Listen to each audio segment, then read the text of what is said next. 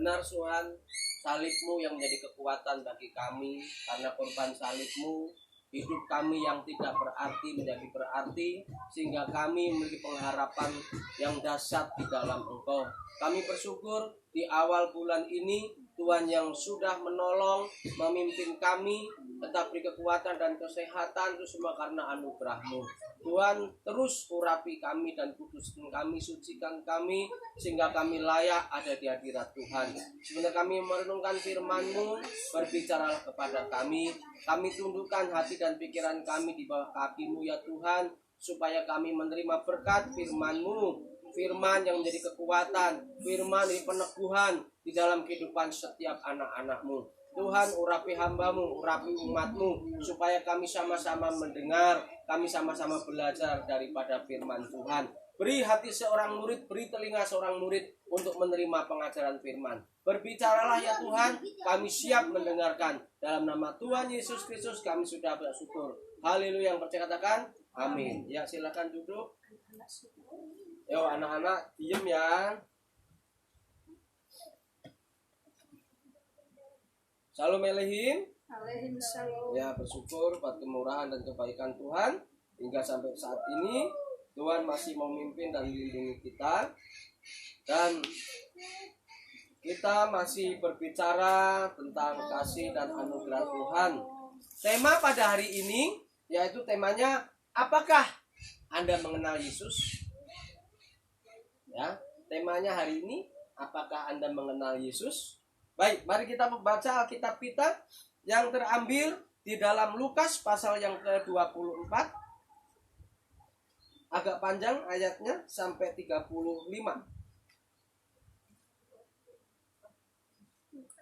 Lukas pasal 24. Lukas pasal 24 ayat 13 sampai dengan 35.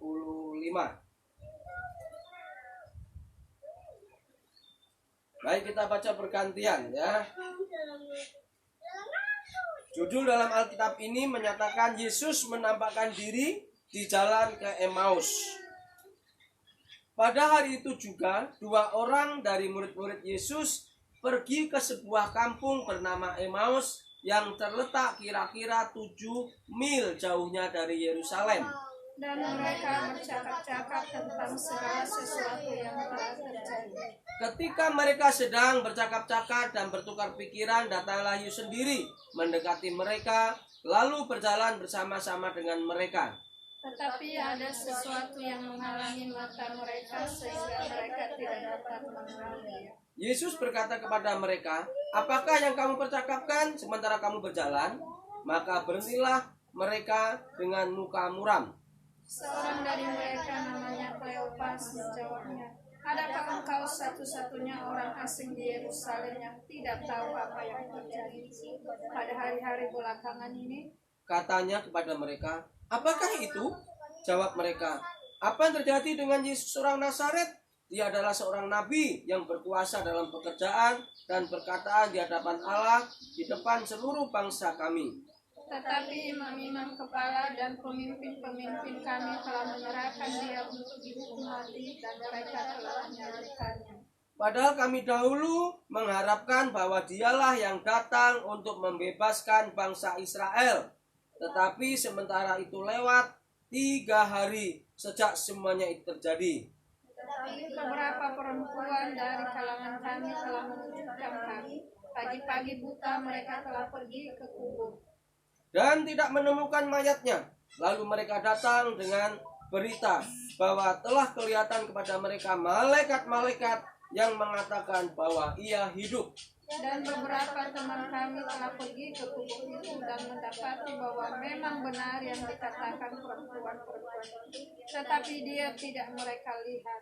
Lalu ia berkata kepada mereka, hei kamu orang bodoh, betapa lambannya hatimu, sehingga kamu tidak percaya segala sesuatu yang telah dikatakan para nabi.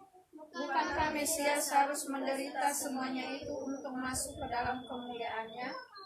Lalu ia mendahangi kepada mereka apa yang tertulis tentang Dia di dalam seluruh kitab suci, mulai dari kitab Musa, segala kitab nabi-nabi. Mereka mendekati kampung yang mereka tuju, lalu ia berbuat seolah-olah hendak meneruskan perjalanannya. Tetapi mereka sangat mendesaknya. Katanya, 29. Mendesaknya katanya, tinggallah bersama-sama dengan kami sebab hari telah menjelang malam dan matahari hampir terbenam. Lalu masuklah ia untuk tinggal bersama-sama dengan mereka. waktu ia duduk makan dengan mereka, ia mengambil roti, mengucap berkat, lalu memecah-mecahkannya dan memberikannya kepada mereka. Ketika itu terbukalah mata mereka dan mereka pun mengenal Dia, tetapi ia lenyap dari tengah-tengah mereka.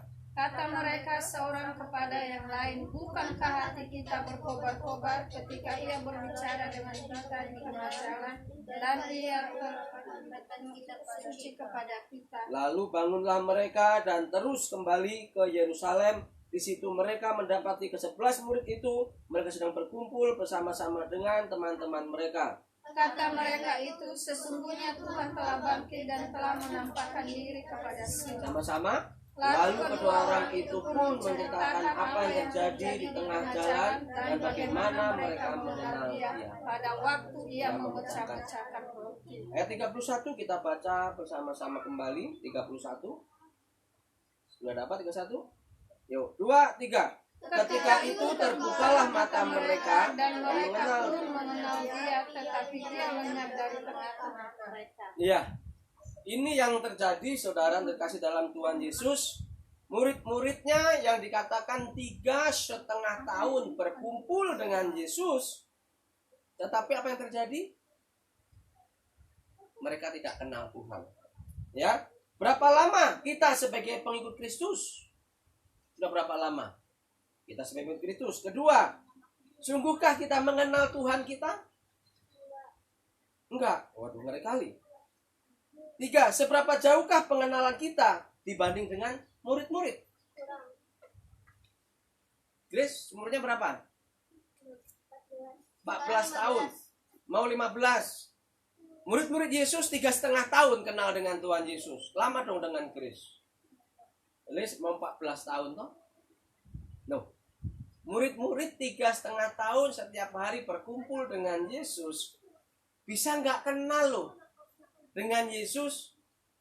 Nah, bagaimana dengan kita sebagai umat Kristen yang ngakunya Kristen, KTP-nya pun Kristen? Ada KTP-nya yang nggak Kristen? Susi belum? Nah, perlu diperbarui, Bu.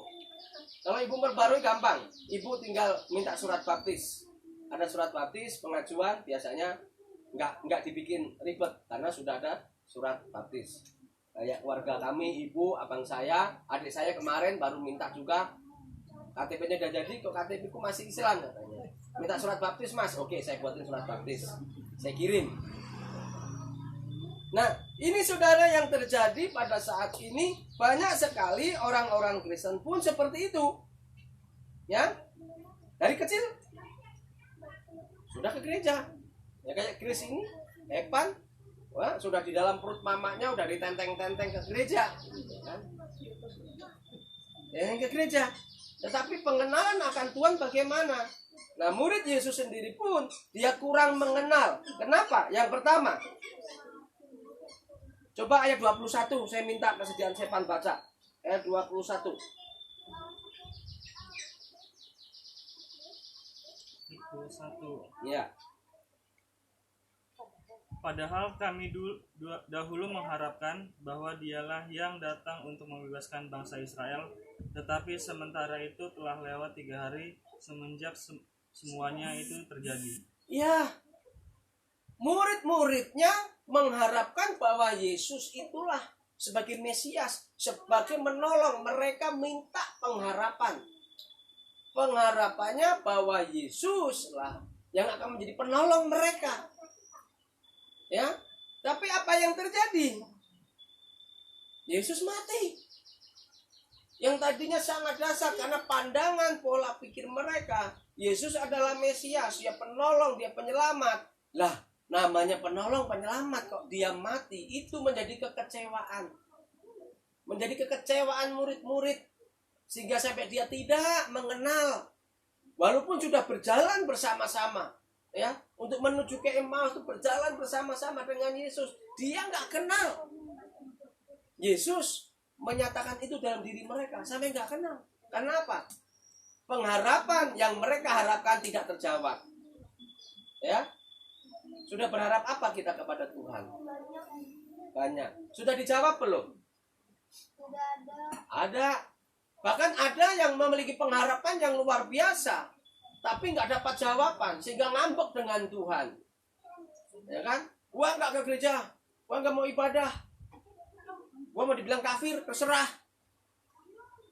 KTP tetap Kristen. Nah ini Dia kecewa. Karena apa? Dia yang tadinya mengharapkan apa yang diharapkan, nggak ada jawaban, nggak mendapat. Sedih kali ya, ngeri kali. Nah, bagaimana dengan orang-orang yang mengalami aniaya? Makanya kalau orang mau jadi Kristen, dibilang katanya di Kristen itu banyak berkat, di Kristen itu melimpah, di Kristen damai sejahtera. Itu bohong. Karena kata Kristen itu pengikut Kristus. Kristen adalah bukan agama, itu ejekan, hinaan. Makanya orang kalau kita melihat para murid-murid itu matinya nggak ada yang enak. Ya, mati ditarik pakai kuda, copot semua tuh leher, tangan dan kaki. Thomas digoreng. No. Ya, digoreng. Kalau ayam digoreng enak kita makan. Ini orang digoreng. Para murid mengalami penderitaan. Petrus disalib kebalik, dipenggal kepalanya. Jadi nggak ada semuanya yang nikmat. Jadi kalau jadi orang Kristen, pengen semuanya mulus, jangan jadi orang Kristen. Pengen sukses, Ibu Suci pengen sukses selalu, diberkati selalu. Mau nggak aman, tentram, damai sejahtera? Nah, ke Gunung Kawi sana. Di Gunung Kawi tinggal duduk, manis, puasa 7 hari, pulang, sukses semuanya. Tetapi di dampak belakangnya, itu dia minta tumbal. Kalau nggak diri sendiri, anaknya. Tapi di dalam Yesus tidak seperti itu. Jangan Kevin jadi tumbal, jangan, kasihan. Ya, di sini murid-murid pengharapannya gagal. Dia mengirim pengharapan bahwa Yesus adalah sebagai penolongnya. Tetapi nyatanya nggak ada jawaban. Yang kedua, kenapa murid-murid bisa gagal untuk mengenal Tuhannya? Ya, coba kita buka di pasal 9 ayat 22. Masih di Lukas ya. Lukas, boleh Tiara boleh baca. Lukas pasal 9 ayat 22.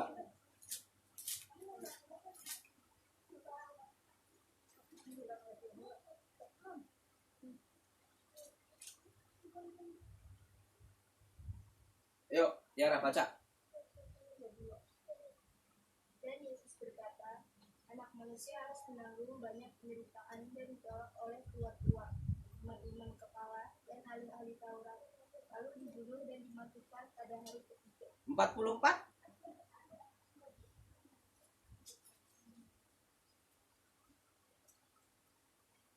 Ayat 44. Dengarlah dan camkanlah segala perkataanku ini. Anak manusia akan diserahkan ke dalam tangan manusia. Iya. 3,5 tahun Yesus sudah menyatakan bahwa dia akan disesah, dia akan diserahkan, bahkan dia akan mati. Pada hari ketiga dia bangkit. Tapi murid-murid ini tetap tidak mempercayai apa perkataan Tuhan, apa yang sudah diutarakan Tuhan, sehingga firman Tuhan itu gugur. Berapa kali kita mendengar khotbah, berapa kali kita mendengar firman Tuhan, tetapi firman itu tidak kita landasi dengan iman dan kita tidak mempercayai. Bahkan kayak saya dulu ketika menghadapi tantangan, kekhawatiran, sedang masalah yang begitu berat, udah nggak punya duit, datang beribadah. Masih ingat itu pendeta Yakub Nawi nyanyi, jangan kamu khawatir, jangan khawatir apapun masalahmu. Saya keluar dari rumah, keluar dari ibadah, enak aja lu pendeta ngomong jangan khawatir, gua lagi butuh duit saat ini, gua lagi nggak punya apa-apa, menghadapi tekanan yang luar biasa. Itu janji firman Tuhan, saya tolak. Tetapi ketika saya mulai merenungin diri saya dan saya berdoa, saya nangis pada Tuhan, Tuhan buka jalan sehingga ada berkat yang memang harus saya butuhkan dan cukupkan. Berbagai macam. Seringkali kita seperti murid-murid tidak percaya akan firman, tidak percaya akan janji Tuhan. Sehingga apa? Kita kecewa. Kita nggak kenal Tuhan kita, padahal dia sudah datang. Ya, saya juga punya teman. Dia berdoa supaya dapat teman hidup. Tolong doain aku dong, supaya aku dapat teman hidup. Oke. Yang bagaimana modelnya? Orangnya tinggi, cinta Tuhan. Ya. Sudah, akhirnya ketemu dengan cewek tinggi sesuai, cinta Tuhan sesuai, ya kan? tapi orangnya hitam manis. Ya dia nggak ngomong nyari yang putih. Sudah datang, dia tolak. Tuhan sudah kasih kadang-kala. Tuhan sudah jawab, memberi penghadirannya. Ternyata dia tolak. Nggak jadi. Puji Tuhan 5 tahun berikutnya dia ketemu, hanya nikah. Ya itu juga sudah menjadi jawaban. Sering kali Tuhan sudah membawa jawaban dalam hidup kita, tapi kita tolak. Arti kata, firman Tuhan yang sudah ada, kita nggak percayai. Sering nggak? Sering toh? Iya sering. Ini kegagalan murid yang terjadi. Yang ketiga, ya. Yang ketiga di ayat 22 dan 24. Kembali kepada Lukas pasal 24 tadi. 22 sampai 24. Saya minta kalian untuk membaca firman Tuhan. Lukas pasal kembali 24 ayat 22 sampai 24. Tetapi beberapa perempuan dari kalangan kami telah mengejutkan kami. Pagi-pagi buta mereka telah pergi ke kubur dan tidak menemukan mayatnya. Lalu mereka datang dengan berita bahwa telah kelihatan kepada mereka malaikat-malaikat yang mengatakan bahwa ia hidup. Dan beberapa teman kami telah pergi ke kubur itu dan mendapati bahwa memang benar yang dikatakan perempuan itu, tapi dia tidak mengetahui. Ya. Ini pun sudah nyata. Bu Suci, saya tanya, Yesus baik enggak? Baik di mananya? Waktu itu masih bernapas, Om. Mengasih napas. Orang di luar Yesus juga bernapas. Ya kan? Nenek Marcel katanya Tuhan Yesus baik. Baik di mananya?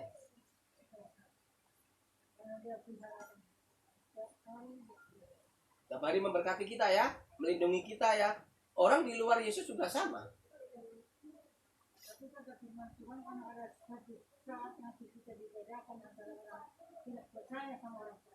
Iya, setuju. Iya.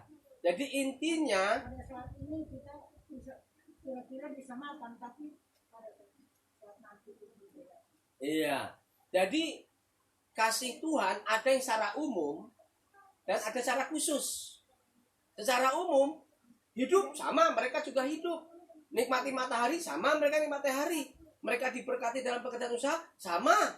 Bahkan kita orang percaya kadang-kala lebih susah hidupnya daripada orang yang di luar Tuhan. Betul?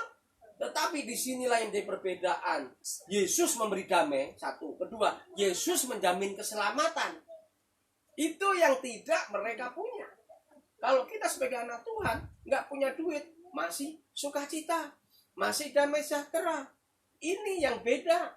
Karena damai itu tidak diberikan dari luar ke dalam, tapi dari dalam keluar. Yesus berikan kepada kita. Jadi Roma 10 ayat 17 itu mengatakan, sebab kerajaan Allah bukan soal makanan dan minuman, tetapi soal damai sejahtera, sukacita dan kebenaran dari Roh Kudus. Nah, ini yang menjadi surganya orang percaya.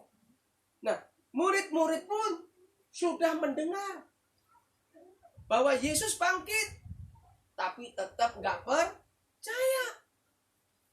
Nah, banyak orang Kristen bisa menceritakan kelahiran Yesus sampai matinya pinter. Terus bahkan mengatakan, Yesus baik, kata Nenek Marcel. Yesus baik, kata Ibu Suci. Tapi menurut saya, apakah Yesus baik? Kok saya nggak pernah menikmati kebaikan Tuhan ya? Nah, ini yang banyak orang Kristen mengalami seperti ini. Sehingga dia tidak bisa mengenal Allahnya dengan benar. Sehingga apa? Kecewa. Hidupnya kecewa. Ya udahlah, gua Kristen-Kristen aja ya. Maka saya ngomong dengan nyata. Ketika orang yang ngaku dirinya Kristen, percaya Yesus, tinggalkan Yesus, berarti dia tidak mengenal Tuhannya. Dia tidak mengenal Allahnya. Banyak orang tinggalkan Yesus karena jabatan, karena kedudukan, karena pernikahan, ya kan? Karena pengen tenar. Tinggalkan Yesus. Sudah terkenal pun, tinggalkan Yesus. Nah, ini yang terjadi. Kalau kita tinggal apa? Karena nggak kenal Tuhan. Iya, karena nggak kenal Tuhannya. Kalau dia kenal Tuhannya, apapun yang diiming-imingin, Bahkan kalau kita melihat sejarah Alkitab, murid-murid itu mempertahankan imannya. Mereka mati. Kenapa? Karena mereka pertahankan Yesus. Nah, ini yang terjadi. saat ini sedang rame heboh itu kan chip. Nah, dipasang di tangan, nanti dipasang di dahi, ya. Itu nanti uangnya sudah nggak pakai uang kertas, uangnya bahan elektrik semua. Kalau mandak dipasang di jidatnya, mau ngambil duit di bank tinggal nempel, wah duitnya keluar. Keren. Itu kemajuan zaman, tetapi itu kerjaan setan, kerjaan antikris.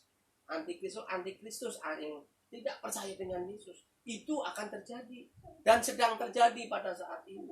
Tapi banyak hamba-hamba Tuhan pun banyak yang nggak percaya. Buat saya nggak percaya sudah. Kalau saya mengimani itu sebagai kecanggihan zaman, betul, tetapi itu sebagai penggenapan firman Tuhan.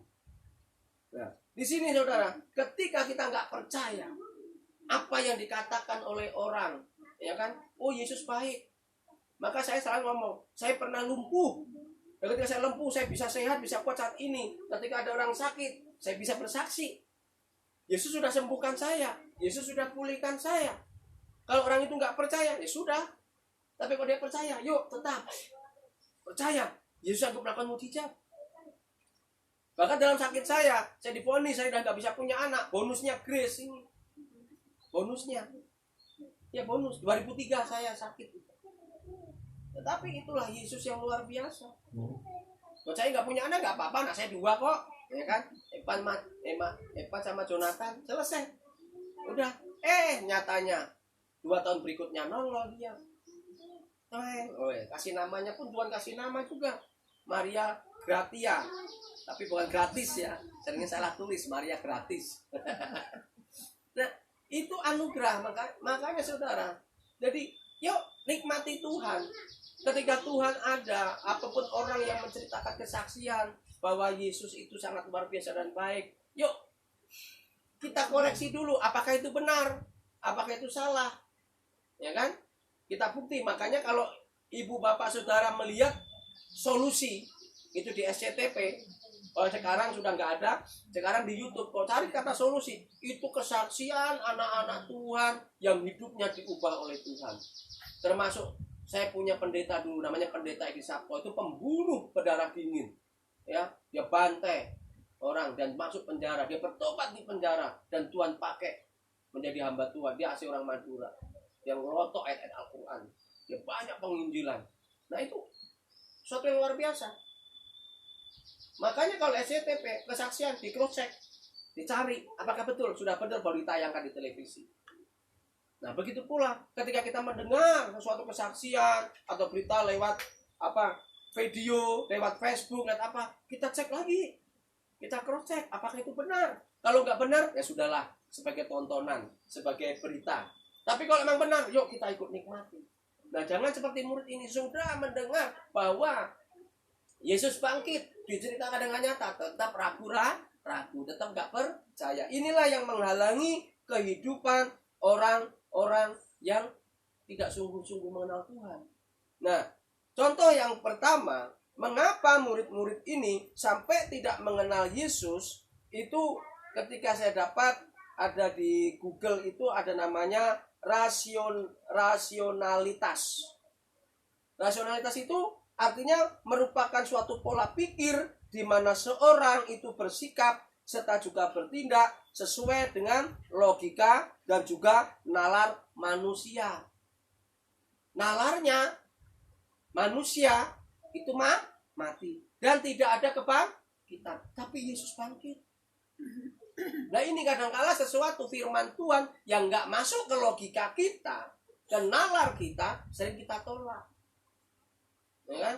Ada ayatnya itu yang saya ketawa, dapat video itu ceritanya dia khotbah, itu video orang Batak, memang video candaan. Dia sebagai pengkhotbah dia ceritakan firman Tuhan, jika kau tampar pipi kiri, beri pipi kananmu. Wah, langsung jemaatnya maju ke depan dengerin. Apa? Tampar pipinya. Wah, langsung. Kenapa kau tampar saya? Lu pendeta bicara khotbah. Tampar pipi kiri, beri pipi kanan. Satu lagi pendeta. Wah, tabok. Akhirnya dia cari ayat, jemaatnya turun duduk, dia cari ayat. Pembalasan lebih kejam daripada perbuatan. Cari ayat. Ini demikian ayat firman Tuhan. Ya, pembalasan lebih kejam dari yang diperbuat. Ditonjok itu jemaatnya. Nah, itu Artinya apa? Firman Tuhan jadi pembelaan. Ya kan? Nggak masuk logika. Apalagi kalau mau, jika tanganmu berbuat jahat, potong satu. Oh, Anda tangannya berbuat kanan jahat, potong. Itu Alkitab tulis. Jika matamu berbuat jahat, congkel. Lebih baik satu mata masuk surga daripada masuk dua mata masuk neraka. Loh, gimana dong itu? Itu jangan di kontekstual. Nanti kok congkel beneran bawa salam, jangan. Ada sesuatu yang rohani, pengertiannya. Tapi ada memang yang tekstual, yang nyata. Nah, inilah yang menjadi kegagalan para murid. Dan kita pun juga sama. Firman Tuhan gak masuk akal. Apalagi kalau mau ngomong, ampunilah orang yang bersalah. Kasihilah musuhmu. Betul? Musuh suruh ngasih. Berkati dia. Hah? Ngeri kali. Loh, ini gak masuk logika loh. Mama Masnya udah jengkelin saya. Minta maaf sama saya. Sorry. Gak ada. Maaf. Contoh seperti itu kan? Sering gak kita orang Kristen begitu? Udah berbuat salah, Tuhan katakan kasih, ampuni, berkati. Ya sudah, berkati, selesai. Contoh kita, ini selain nalar, tapi nggak nalarnya nggak bisa. Orang dia musuh, masa suruh saya mengampuni? Sorry lah.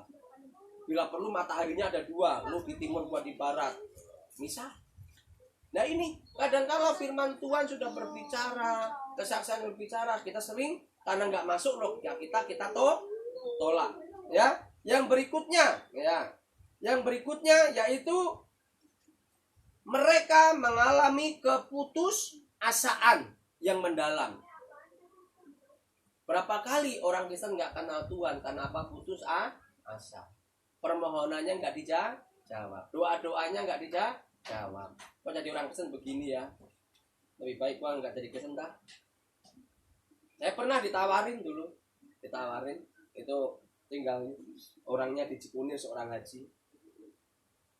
Ya sangat baik dengan saya, tapi udah meninggal. Ya mungkin. Terus, yuk nikah sama anakku. Nanti tak kasih apa-apa. Saya nggak mau Pak, saya udah nikah. Nggak apa-apa, istri 2 boleh. Enggak, saya bilang. Ada itu. Bener. Bahkan kalau saya lagi ke Senen pun ketemu itu cewek. Saya tanya, gimana Bapak? Waktu itu sempat sakit-sakit, akhirnya udah meninggal. Itu tetangga kami di Cikunir. Nah itu yang tadi saudara, tetap mempertahankan iman. Aduh, kalau kita mau uang, mau harta, ya sudah. Bisa kita nggak kenal Yesus, kita tinggalkan Yesus. Ini yang terjadi. Murid-murid pun juga dalam keadaan keputusasaan, sehingga Yesus sudah datang pun masih nggak kenal. Bahkan di situ dikatakan apa? Tetapi ada suatu ayat 16, tetapi ada suatu yang menghalangi mata mereka sehingga mereka tidak dapat mengenal Dia. Permasalahan sering menghalangi mata kita untuk kita tidak bisa mengenal Yesus, untuk kita tidak bisa mengenal Allah kita. Dia sedang datang untuk menolong kita, tapi karena kita tidak bisa melihat, ada selubung, yaitu apa tadi? Berputus asa, keputusasaan dalam hidup kita. Yang kelima yaitu takut dan hilang pengharapan. Ketika kita takut dan hilang pengharapan, Yesus pun sudah datang di depan kita, kita tetap tidak bisa melihat. Saya juga rindu seperti video yang kemarin saya kirim di grup Immanuel itu kan, ada aku mau mentahnya gitu kan, ada mau mentahnya, tak kirim. Wah, itu ada cewek sedang berdoa, Tuhan beri aku berkat, turun dari langit duit, dari plafon. Tambah lagi Tuhan, tambah lagi Tuhan, kurukan duit, mati dia. Tuhan nggak seperti itu, gitu loh. Jadi kalau harta kita, makanya ada ayatnya, di mana hartamu berada, disitulah hatimu berada. Ketika hidup ini hanya melulu dengan duit, berkat, waduh, saudara akan kecewa, saudara nggak akan kenal Tuhan. Makanya ketika saya sakit waktu itu, saya tetap bersyukur. Bahkan kadang-kala ada SATP itu, rasa sakit, cintailah itu yang orang narik apa itu, apa itu, Fatigon atau apa itu. Cintailah rasa sakit itu. Tapi ibu kita suka marah sama saya. Orang sakit kok dicintai. Saya punya sinus, beberapa minggu ini kumatnya pusing kepala saya, tapi saya tetap percaya, Tuhan, terima kasih aku sembuh, aku sehat. Walaupun belum muncul, tapi saya tetap berpengharapan. Kalau saya mau mengeluh terus, aduh pusing terus, lama-lama saya terpuruk. Nah begitulah, ketika kita kurang pengharapan, sehingga hidup kita akan mengalami kekecewaan, sehingga kita tidak mengenal Tuhan. Mulai hari ini, mengenal Dia dengan benar, itu merupakan anugerah. Jadi kalau Bapak Ibu saat ini masih mencari Tuhan, masih beribadah, itu anugerah. Arti kata anugerah, grace, yang harusnya tidak diberikan tapi diberikan. Maka kita bisa masih mencari Tuhan.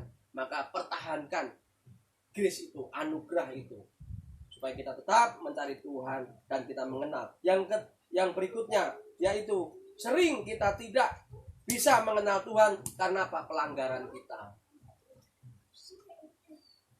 Hari ini sudah ngamuk kan?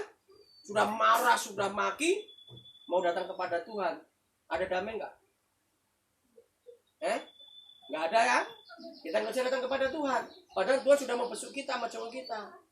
Akhirnya Pak, kita ingat kembali. 1, 2 hari, 3 hari, 4 hari, seminggu. Ingat lagi. Gue udah berdosa. Itu kerjaan iblis. Iblis selalu apa? Menteror, menginterogasi, mengingatkan kembali masa lalu yang salah. Udah buang. Darah Yesus memutuskan, putuskan itu. Itu sering. Ketika Yesus sudah mau datang, kita mau datang, itu menjadi penghalang. Yang terakhir, yaitu mari dengan kita membuka diri kepada firman Tuhan, sehingga kita bisa mengenal Yesus. Apa kata firman? Yuk kita baca, kita imani, kita tekuni, kita yakini, sehingga itu menjadi kekuatan kita, sehingga kita tidak menjadi tidak kenal Tuhan, sehingga kita bisa mengenal Dia. Jadi jangan cara mengenal Dia bagaimana? Yang pertama tadi, cara mengenalnya bahwa kita masih beribadah, masih mencari Tuhan karena anugerah. Yang kedua yaitu melupakan masa lalu, kesalahan, pelanggaran kita lupakan. Karena jujur, setiap kita ketika pada Tuhan, itu selalu mencerca, mengingatkan, lu gak layak, lu dosa, lu najis, lu apa itu. Nah itu selalu. Nah ketika itu terjadi, tolak dalam nama Yesus, sehingga kita bisa mengenal Tuhan. Yang ketiga, cara untuk mengenal Tuhan dengan benar yaitu kita mendalami firman Tuhan, mengimani firman Tuhan, sehingga firman itu hidup dalam diri kita dan kita diperbarui hari demi hari. Amin. Biarlah firman Tuhan ini yang menjadi kekuatan, karena ketiga hal ini merupakan kunci kita untuk mengenal Dia dengan benar. Mulai hari ini buang jauh dari hidup kita, supaya kita boleh hidup di dalam kasih karunia Tuhan, dan kita melupakan segala dosa-dosa kita, pelanggaran kita, dan kita menekuni firman Tuhan, sehingga kita bisa mengenal Allah kita yang hidup dengan benar, tidak seperti murid-murid dan bahkan keadaan nyata di dunia pada saat ini. Amin. Biarlah firman Tuhan ini menjadi kekuatan dan peneguhan bagi kita semuanya. Mari kita berdoa. Tuhan, kami bersyukur untuk renungan firman-Mu pada hari ini. Engkau mengajar kami lewat murid-murid-Mu yang sudah berjalan bersama-sama dengan Engkau berapa tahun. Bahkan firman-Mu Engkau sendiri menyatakan bahwa Engkau harus mati dan Engkau akan bangkit pada hari ketiga. Murid-murid pun tidak percaya Tuhan, sehingga dalam tekanan, permasalahan, ketakutan, ketika Engkau hadir, murid-murid-Mu tidak mengenal Engkau. Ampuni kami Tuhan, jika kami sama dengan murid-murid, tidak mengenal akan kehadiran-Mu, tidak mengenal akan kedatangan-Mu Tuhan, di mana Engkau selalu hadir dalam hidup kami semua. Tuhan Yesus, mari tolong jamah dan urapi kami, sehingga mulai hari ini, jika kami masih datang kepada Tuhan, itu karena anugerah-Mu, karena pertolongan-Mu, maka pimpin kami terus untuk boleh kami mencintai Engkau. Dan segala bentuk masa lalu, pelanggaran-pelanggaran kami juga mau tanggalkan dalam nama Yesus, sehingga itu tidak menghambat kami untuk datang kepada Tuhan. Dan biarlah firman Tuhan yang kami baca, yang kami dengar, kami imani, sehingga kami semakin mengenal Yesus yang hidup itu, dan firman yang hidup itu tertanam dalam diri kami, sehingga kami bisa berkata Yesus itu baik karena kata kami, bukan karena kata orang. Terima kasih Tuhan, terima kasih. Ini doa ucapan syukur kami ya Tuhan, yang sudah kami naikkan dalam nama Tuhan Yesus Allah hidup. Kami sudah berdoa ucap syukur. Haleluya. Amin. Baik, saat teduh sebentar Bapak Ibu dan kasih dalam Tuhan, mari kita mau menerima perjamuan kudus. Karena ini minggu pertama. Ya, saya minta Ibu Pendeta Tabita untuk maju depan. Bapak Ibu, mohon pengampunan jika engkau sudah berbuat salah apapun, supaya engkau bisa menerima perjamuan ini dengan kudus daripada Tuhan. Tuhan, terima kasih untuk tubuh darah-Mu yang di depan ini. Tuhan, Engkau yang menyucikan, menguduskan, dan jika ada dosa dan pelanggaran dari setiap kami umat-Mu, diperbarui oleh Tuhan, dikuduskan oleh Tuhan, sehingga kami layak menerima tubuh dan darah-Mu. Dan biarlah tubuh dan darah-Mu yang tercurah ini kami terima dengan sukacita, dengan iman, dalam nama Tuhan Yesus. Amin. Ini diberikan kepada yang baptis ya, bukan Paskah, jadi anak kecil tidak menerimanya. Kalau kemarin dapat ya pas Paskah kemarin.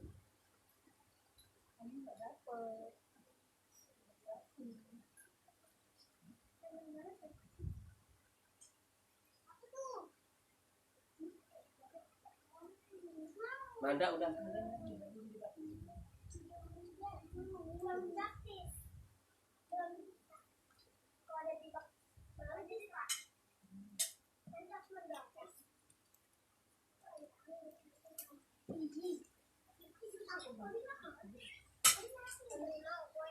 Baik, saya pakai. Baik, mari kita berdiri.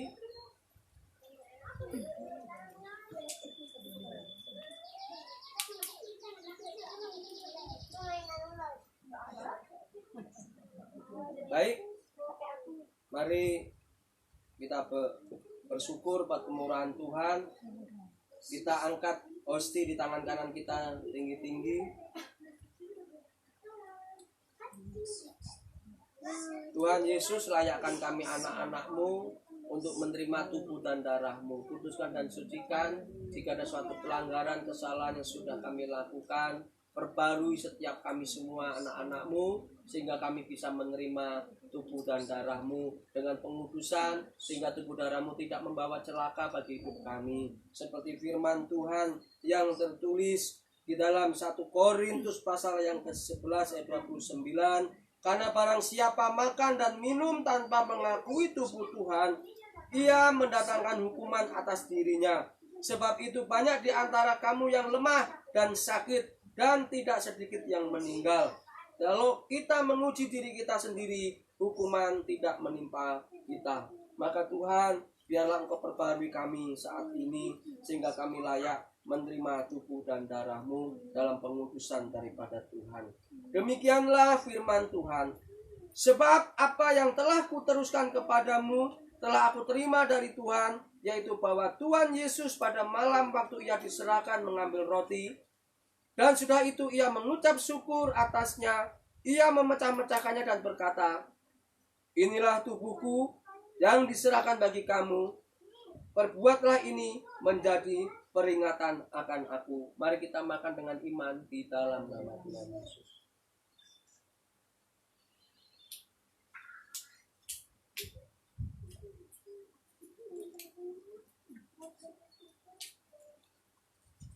Mari kita angkat anggur di cawan di atas kepala kita. Demikian firman Tuhan. Demikian juga ia mengambil cawan sesudah makan, lalu berkata, cawan ini adalah perjanjian baru yang dimeteraikan oleh darahku. Perbuatlah ini setiap kali kamu meminumnya menjadi peringatan aku atas aku. Sebab setiap kali kamu makan roti dan minum cawan ini, kamu memberitakan kematian Tuhan sampai ia datang. Mari kita minum dengan iman dalam nama Tuhan Yesus.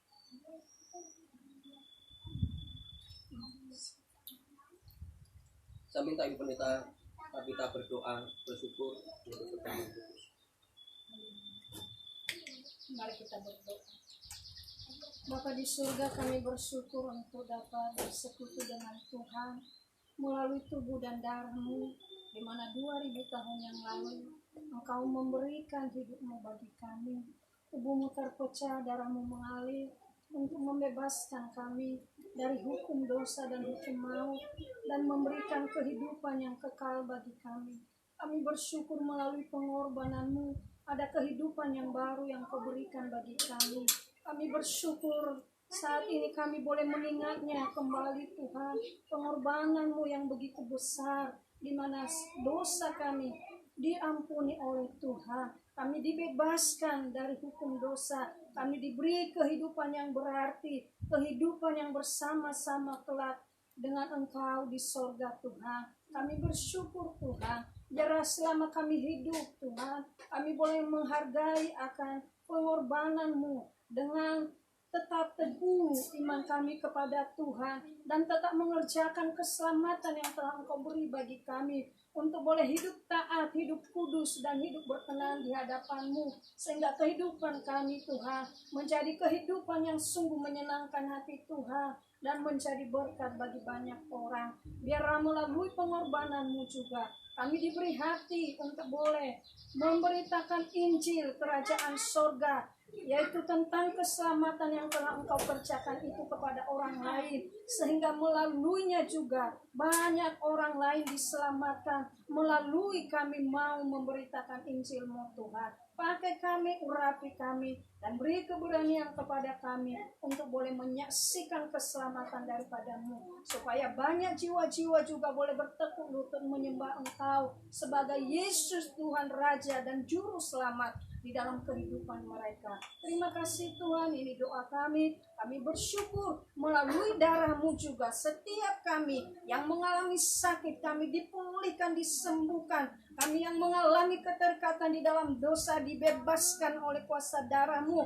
Kami yang mengalami kelemahan dipulihkan, dikuatkan oleh kuasa darah-Mu Tuhan. Terima kasih, kami bersyukur. Bahkan melalui Tuhan Yesus, darah-Mu, kami beroleh kemenangan, kelepasan Tuhan, kebebasan, kemerdekaan. Kami bersyukur Tuhan. Terima kasih Bapa, kehadiran-Mu selalu melalui tubuh dan darah-Mu dalam hidup kami, kekal selama-lamanya.